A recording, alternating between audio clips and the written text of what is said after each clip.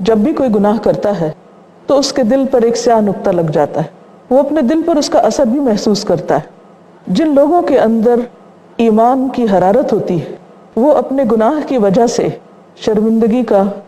اور ندامت کا اثر اپنے اندر محسوس کرتے ہیں اور گناہوں کے اس بوجھ سے نکلنا چاہتے ہیں۔ شیطان بار بار انسان کو اللہ کی رحمت سے مایوس کرتا ہے، لیکن اللہ رب العزت بندے کو اپنی وسیع رحمت کی طرف بلاتا ہے۔ قرآن مجید میں اللہ تعالیٰ کا ارشاد ہے، ان الحسنات یذہبن السیئات، نیکیاں برائیوں کو لے جاتی ہیں، برائیوں کو مٹا دیتی ہیں۔ گویا اللہ تعالیٰ نے انسان کو ایک بہت بڑی مشکل سے نکالا، اس کو حل بتا دیا کہ اگر کوئی برائی ہو جائے، اگر غلطی ہو جائے تو صرف شرمندہ رہنے، پشیمان ہونے، نادم ہونے اور اس برائی پر جمے رہنے سے بات نہیں بنے گی، بلکہ اس کے بعد کوئی اچھا کام کر دو، نیکی کا کام کر دو، تو اس طرح برائی نیکی کی وجہ سے ختم ہو کر رہ جائے گی۔ گویا برائی کرنے کے بعد انسان کا دل میلا ہو جاتا ہے اور نیکی کرنے کے بعد وہ میل دھل جاتی ہے۔ سورۃ ہود کی آیت نمبر 114 میں یہ بات فرمائی گئی، وَأَقِمُ الصَّلَاةَ طَرَفَيِ النَّهَارِ وَزُلَفًا مِّنَ اللَّيْلِ إِنَّ الْحَسَنَاتِ يُذْهِبْنَ السَّيِّئَاتِ ذَلِكَ ذِكْرَىٰ لِلذَّاكِرِينَ، اور دن کے دونوں سروں پر اور کچھ رات گزرنے پر نماز قائم کرو، بلا شبہ نیکیاں برائیوں کو دور کر دیتی ہیں۔ یہ ایک یاد دہانی ہے ان لوگوں کے لیے جو اللہ کو یاد رکھنے والے ہیں۔ اس سے یہ پتہ چلتا ہے کہ اگر کوئی شخص اللہ کو یاد رکھتا ہے تو بھی عین ممکن ہے کہ اس سے گناہ سرزد ہو۔ انسان بھولنے والا ہے، بہت دفعہ بھول چوک سے اس کے منہ سے ایسی بات نکل جاتی ہے جو پسندیدہ نہیں ہوتی، یا اس سے کوئی اور کوتاہی ہو جاتی ہے، یا اللہ تعالیٰ کی نافرمانی کا کام ہو جاتا ہے۔ تو ایسی صورت میں انسان فوری طور پر توبہ کرے، اللہ کی مغفرت کی طرف لوٹے اور نیکیوں کی طرف رجوع کرے۔ حدیث میں آتا ہے، رسول اللہ صلی اللہ علیہ وسلم نے فرمایا، اس شخص کی مثال جو برائیاں کرنے کے بعد نیکیاں کرتا ہے اس آدمی کی طرح ہے جس پر ایک ایسی زرہ ہو جو بہت ہی تنگ ہو، یعنی زرہ کہتے ہیں لوہے کے لباس کو، تو وہ لباس اس پر بہت ٹائٹ ہو جس سے اس کو ایک گھٹن محسوس ہو رہی ہو اور اس نے اس کا گلا گھونٹ رکھا ہو۔ ایسا آدمی جب نیکی کرتا ہے تو ایک کڑا ٹوٹ جاتا ہے، پھر دوسری نیکی کرتا ہے تو دوسرا کڑا ٹوٹ جاتا ہے، یہاں تک کہ زرہ ٹوٹ کر زمین پر گر جاتی ہے۔ یعنی گناہ کرنے کے بعد انسان کا حال یہی ہوتا ہے، تنگی کی وجہ سے، دل کی تنگی کی وجہ سے اور گھٹن کی وجہ سے، شرمندگی کی وجہ سے، کہ گویا اس کو کسی نے جکڑ رکھا ہو۔ اور جب انسان اللہ تعالیٰ کی طرف رجوع کرتا ہے اور برائی کے بعد اچھے کام کرنے لگتا ہے تو وہ گناہ کا اثر دھلنے لگتا ہے، وہ سیاہی سفیدی اور روشنی میں بدلنے لگتی ہے، اور اس طرح انسان دوبارہ واپس ایک اچھے حال کی طرف پلٹ آتا ہے۔ ایک اور حدیث میں آتا ہے، ابو ذر رضی اللہ عنہ سے مروی ہے کہ ایک مرتبہ میں نے عرض کیا، یا رسول اللہ صلی اللہ علیہ وسلم مجھے وصیت کیجیے۔ آپ نے فرمایا، اگر تم سے کوئی گناہ ہو جائے تو اس کے بعد کوئی نیکی کر لیا کرو جو اس گناہ کو مٹا دے گی۔ میں نے عرض کیا، کیا لا الہ الا اللہ کہنا نیکیوں میں شامل ہے؟ آپ نے فرمایا، یہ تو سب سے افضل نیکیوں میں سے ہے۔ تو اس سے یہ پتہ چلتا ہے کہ انسان فوری طور پر اللہ سبحانہ تعالیٰ کا ذکر کرے اور اس میں افضل الذکر لا الہ الا اللہ کا کثرت سے ورد کرے۔ ویسے بھی لا الہ الا اللہ کو بار بار دہرانا انسان کے دل کی گھبراہٹ اور غم اور بے چینی کو دور کرنے کا ذریعہ بھی بنتا ہے، اور خصوصی طور پر اگر انسان اپنی کسی غلطی یا خطا کی وجہ سے شرمندہ ہو اور وہ ایسی کیفیت میں ہو کہ جس سے وہ نکلنا چاہے، تو ایک بہت مؤثر اور کارگر ذریعہ ہے۔ اس بات کا حکم کیوں دیا گیا کہ گناہ کرنے کے بعد انسان نیکی کر لے؟ اس میں ایک بہت بڑی حکمت پوشیدہ ہے، اور وہ کیا ہے کہ جب انسان گناہ کے بعد اچھا کام کرتا ہے تو آٹومیٹیکلی گناہ یا برے کام پر ایک روک لگ جاتی ہے، اس پر ایک رکاوٹ آ جاتی ہے، اور اس طرح انسان مزید گناہوں سے بچ جاتا ہے۔ پھر اسی طرح یہ ہے کہ انسان اسی وقت نیکی کا کام کرے گا جب وہ اپنی غلطی کا اعتراف کرے گا، تو غلطی کا اعتراف اللہ تعالیٰ کو پسند ہے۔ اس سے انسان کے اندر ایک تواضع، ایک ہمبلنس بھی پیدا ہوتا ہے، اور انسان کی جو فطرت ہے وہ بھی مسخ ہونے سے بچ جاتی ہے۔ تو اللہ سبحانہ تعالیٰ کی یہ بے پناہ رحمت ہے ہم پر، اور یہ دین دین رحمت ہے۔ نبی صلی اللہ علیہ وسلم نے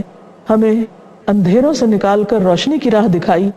اور ہم پر نیکی کرنے کے طریقے آسان کر دیے، اور ایسی چیزوں کی طرف ہماری توجہ دلائی کہ جس سے ہم دنیا میں بھی مشکلات سے باہر آئیں۔ ویسے بھی اللہ تعالیٰ کا وعدہ ہے کہ الا ان اولیاء اللہ لا خوف علیہم ولا هم یحزنون، کہ یاد رکھو کہ اللہ کے دوستوں کے لیے نہ کوئی خوف ہے نہ غم۔ آج دنیا میں یہ دو مسائل سب سے بڑے مسائل ہیں کہ انسان خوف اور غم کا شکار رہتا ہے اور دل گھٹے ہوئے ہیں، دل بندھنوں میں بندھے ہوئے ہیں۔ ان بندھنوں سے نکالنے کا طریقہ کیا ہے؟ توبہ، استغفار، اللہ کی رحمت پر نظر، اور اللہ سبحانہ تعالیٰ کے بتائے ہوئے طریقوں کے مطابق اور نبی صلی اللہ علیہ وسلم کی تعلیمات کے مطابق نیکیوں کو رواج دینا، اور جب کوئی برائی ہو جائے اور احساس ہونے لگے تو فوراً پلٹ آنا اور اس کے بدلے نیکی کر لینا۔ ویسے بھی جب انسان ایک برائی کرتا ہے تو ایک برائی لکھی جاتی ہے، لیکن جب نیکی کرتا ہے تو ایک کے بدلے 10 یا اس سے زیادہ اس کے لیے جزا لکھی جاتی۔ تو اس سے انسان کے لیے وہ برائی دراصل نیکی میں مزید آگے بڑھنے کا بھی ذریعہ بن جاتی ہے۔ یہاں ایک سوال یہ پیدا ہوتا ہے کہ برائیاں کس طرح دور ہوتی ہیں؟ ایک تو یہ کہ دل کا حال اچھا ہو جاتا ہے، دوسرے یہ ہے کہ انسان کے لیے مزید نیکی کرنا آسان ہو جاتا ہے، جیسے سورۃ الحجرات آیت نمبر 7 میں اللہ تعالیٰ فرماتے ہیں وَلَكِنَّ اللَّهَ حَبَّبَ إِلَيْكُمُ الْإِيمَانَ وَزَيَّنَهُ فِي قُلُوبِكُمْ وَكَرَّهَ إِلَيْكُمُ الْكُفْرَ وَالْفُسُوقَ وَالْعِصْيَانَ، کہ اللہ نے تمہیں ایمان کی محبت دی،